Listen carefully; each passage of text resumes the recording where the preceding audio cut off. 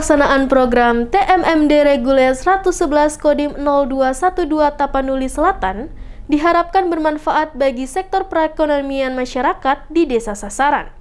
Salah satunya, petani ikan di Desa Siohum, Kecamatan Angkola Barat. Desa Siohum, Kecamatan Angkola Barat, Kabupaten Tapanuli Selatan merupakan daerah pedalaman yang jauh dari keramaian.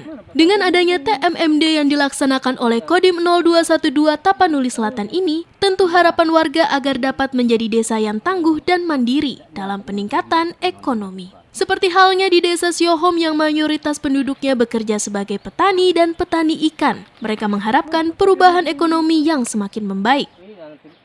Gimana masalah tanam bibit ikan ini, Pak? Kalau masalahnya selama ini, Pak, cuma alami aja. Karena memang semua untuk perawatan jauh dari pasar itu nggak ada.